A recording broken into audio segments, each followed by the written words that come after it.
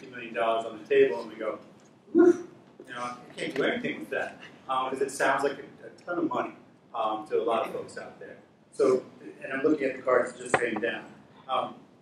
Really, what ballpark is it going to cost to encourage the type of redo of our infrastructure to achieve some of the goals that we talked about, to diversify our water portfolio, to reduce those pollutants, and what should the private sector be doing?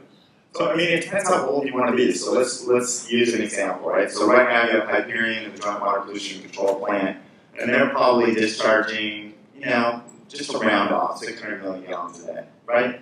And so you look at that and you go, okay, well, if we want to shift that so that 500 million gallons a day is recycled water supply, then we're talking about probably ballpark about a $1.5 billion investment.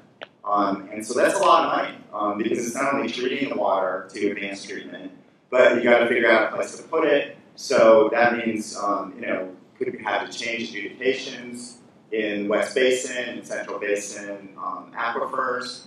There's a lot of stuff you would have to do to really be able to pull that off. But if we want to go bold, I mean, that's the sort of thing we need to do. You can start doing the same sort of exercise on stormwater. An example that I give all the time about a project that drives me nuts that hasn't happened is, you look at Sepulveda Basin, right? And I know it drains not into your bay, but into San Pedro Bay. But from the standpoint of, you have an entire flood control basin. The whole point is to prevent flooding within the San Fernando Valley.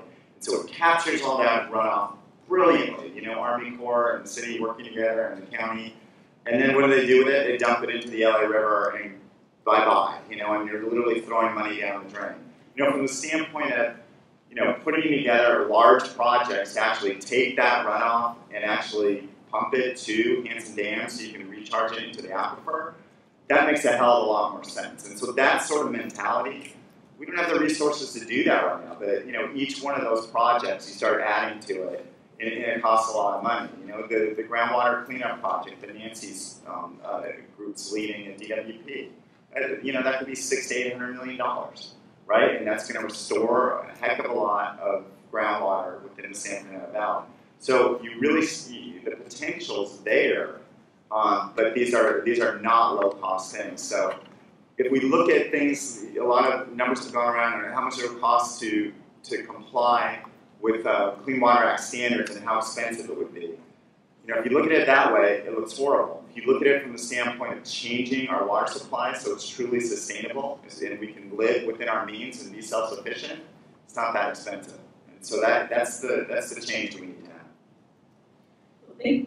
I was going to comment on the groundwater cleanup because that is an area where the numbers seem big. They are big, and that groundwater basin is really an incredible resource for the city of Los Angeles and really for the whole region because, being the largest consumer in the region, when we reduce our demands on imported water, it helps not only the whole region but the whole state.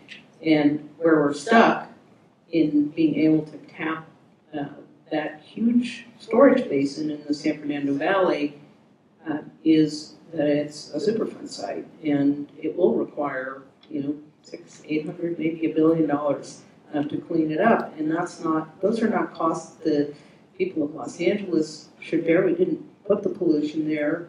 It's a legacy of an industrial contamination.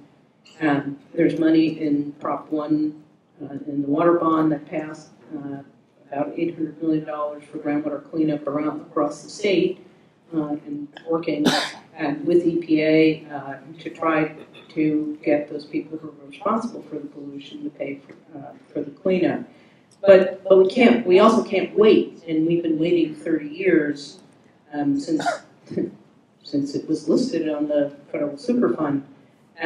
So we have to go ahead and build, we have plans to build a treatment plant. It's in the environmental review stage right now, a centralized treatment plant to clean up the groundwater basin, which will free it up to do more stormwater capture, to work with the infrastructure that we have in the valley, the wastewater treatment infrastructure, which can highly treat that water and solve some of those problems, the storage problem, where do you put it when you clean it up, and at least in part to keep water that otherwise would be discharged to the ocean in Los Angeles or for the use of everybody who lives in LA. All right. 30 seconds to any or each of one of you for your any closing thoughts. Go on. All right, I'm with you. Can I have a round of applause, please?